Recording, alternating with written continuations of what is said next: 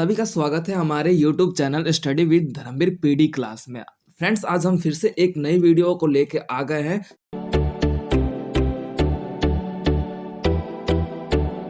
Friends, तो आज के वीडियो में हम इग्नू का सेकंड ईयर का बुक बीपीएससी 133 तुलनात्मक शासन और राजनीति के बारे में चर्चा करेंगे, जो कि आज आपका वीडियो का जो पार्ट है, पार्ट 3 है। फर्स्ट और सेकंड पार्ट आपको डिस्क्रिप्शन में मेंशन कर दिया गया है, वहां से आप अब विजिट करके वहां से आप वीडियो देख सकते हैं। तो आइए अपने वीडियो को स्टार्ट करते हैं।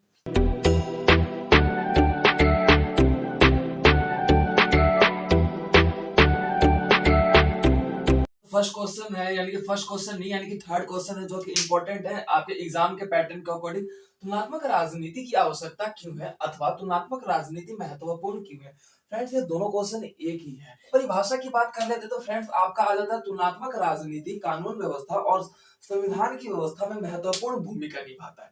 यानी कि जो तुलनात्मक राजनीति है ना, कानून व्यवस्था और संविधान की व्यवस्था में महत्वपूर्ण भूमिका निभाता है, जिसके प्रयोग से एक देश की राजनीति व्यवस्था अन्य देश की राजनीति व्यवस्था में हम सक्षम कितने हैं, यानी कि दोनों देशों की राजनीति व्यवस्था किस प्रकार से एक दूसरे से सक्षम है तथा विकसित है, उसके बारे में देखते हैं। तो इसलिए तुलनात्मक राजनीति की व्यवस्था पाई जाती है। अब इसकी व्यवस्था में आप जैसे देख सकते हैं कि जैसे जैसे कि उत्तर के अंतर्गत देख सकते हैं कि अगर भारत भारत जो देश है हमारा, अगर वो रूस की राजनीति व्यवस्था से कंपेयर करता है या तुलना करता है, तो उस व्यवस्था में ये देखता है कि भारत की जो राजनीति व्यवस्था है रूस से किस प्रकार से पिछड़ी है या फिर विकास या फिर विकसित है, उस प्रक्रिया को ही तुलनात्मक राजनीति कहा जाता है। अब इसकी परिभाषा आप लोगों को कंप्लीट हो गई हो। अब इसमें हम ये भी सरल शब्दों में कहा जाता है, तुलनात्मक राजनीति से हमारा अभिप्राय ये है कि जब हम एक देश की राजनीति व्यवस्था की तुलना अन्य देश की राजनीति व्यवस्था से करते हैं, तो वो तुलनात्मक राजनीति कहलाता है। अब जैसे कि तुलनात्मक राजनीति को समझने से पहले आप तुलनात्मक वर्ड को भी समझ लोगे तो फ्रेंड्स आपको इजी हो जाएगा। अब जैसे कि ये एक सर्कल है, अब इस सर्कल में हम ये सर्कल बना दिए, जैसे कि ये सर्कल है, तब अब इस इन दोनों के बीच तुलना करेंगे तो आपको क्या लग रहा है, कौन सा सर्कल बड़ा है, कौन सा छोटा है, किसका आकार किस प्रकार है? इसी व्यवस्था को तुलना कहा जाता है, यानी कि कंपेयर कहा जाता है। इसी व्यवस्था को हम तुलना शब्द कहते हैं। अब उस परिस्थिति में हमारा तुलनात्मक राजनीति आता है। तो इसमें हम ये देखते हैं कि एक देश की राजनीति व्यवस्था, अब भारत है, भारत की राजनीति व्यवस्था और रूस की राजनीति व्यवस्था के बीच अगर हम तुलना करते हैं, तो वही तुलनात्मक राजनीति कहलाता है। इसके अंतर्गत हम ये देखेंगे कि आवश्यकता आवश्यकता या फिर महत्वपूर्णता देखेंगे कि यानी कि महत्वपूर्ण क्यों है, यानी कि तुलनात्मक राजनीति क्यों महत्वपूर्ण है या फिर इसकी इंपॉर्टेंस क्या है, उसके बारे में अब चर्चा करेंगे। तो महत्वपूर्णता की बात कीजिए या फिर आवश्यकता की बात कीजिए कि तुलनात्मक राजनीति की आवश्यकता है या फिर महत्वपूर्ण क्यों है। तो पहला जो आपका आ जाता है नीतियों में सुधार, यानी कि नीतियों में सुधार की व्यवस्था देखने को मिलती है। जो राजनीति व्यवस्था होती है, जो राजनेता होते हैं, यानी कि नेता की बात कर ली जाए, जिनके द्वारा हमारी नीतियां बनाई जाती है, नीतियां बनाई जाती है।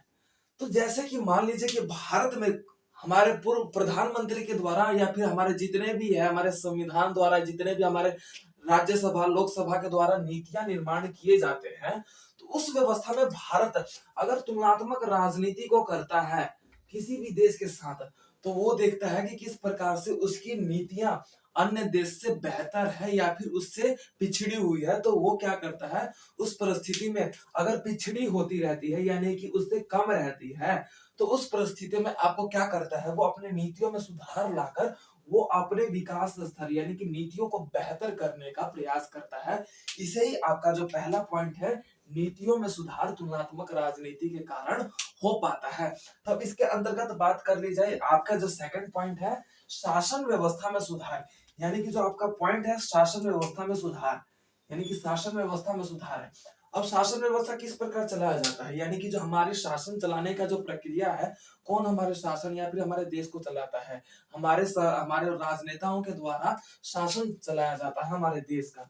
तो उस परिस्थिति में ये देखने को मिलता है कि जिस प्रकार से हमारे शासन की बात कर ली जाए, तो वो हमारे राजनेता उस पे पूर्ण रूप से उनका आधिपत्य होता है या फिर उन्हीं के द्वारा हमारे शासन व्यवस्था को चलाया जाता है। तो वो क्या करते हैं, जब दूसरे देश की राजनीति व्यवस्था में अपने देश की राजनीति व्यवस्था में कंपेयर करते हैं, तो उस परिस्थिति में क्या देखने को मिलता है कि अपनी शासन व्यवस्था में सुधार लाते हैं। अब जैसे कि मान ली जाए, जैसे कि हमारा मतलब तानाशाह के रूप में जाना जाता है किम जोंग को, तो उस व्यवस्था में क्या जाना जाता है, तो किम जोंग जो है एक तानाशाह के रूप में, तानाशाह तानाशाह के रूप में जाना जाता है। तो उस व्यवस्था में क्या किया जाता है, अब हमारे भारत की बात कर ली जाए, तो भारत की जो शासन व्यवस्था है किस प्रकार से लोकतांत्रिक व्यवस्था के अंतर्गत देखने को मिलता है। तो उस परिस्थिति में अगर भारत की राजनीति व्यवस्था में देखकर उसमें किसी प्रकार से सीख लेकर कोई देश अपनी शासन नीतियों में परिवर्तन लाता है, तो उसे ही शासन व्यवस्था में सुधार की प्रक्रिया कहा जाता है। अब आ जाता है विकास स्तर में बढ़ोतरी। विकास स्तर में बढ़ोतरी किस प्रकार होगा फ्रेंड्स, जैसे कि मान लो कि हमारे कई बार पेरेंट्स, जैसे कि मान लो ए अल्फाबेट का कोई स्टूडेंट है और बी अल्फाबेट का कोई स्टूडेंट है, तो ए अल्फाबेट वाला टॉपर है और बी स्टूडेंट वाला लोअर है। तो उस परिस्थिति में क्या होता है, जब एक दूसरे से कंपेयर करते हैं कि कौन इसमें बेहतर है, तो ये क्या करता है, इसकी सीख लेता है, ये फिर ये ए बनने की कोशिश करता है।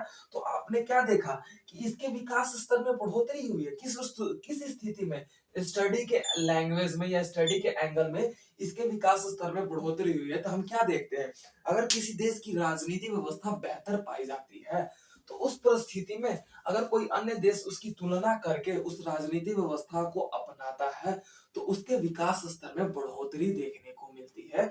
ये हमारी तुलनात्मक राजनीति का तीसरा पॉइंट कवर होता है। अब उसके अंतर्गत देखने को मिलता है वर्णात्मक अध्ययन। वर्णात्मक अध्ययन देखने को मिलता है।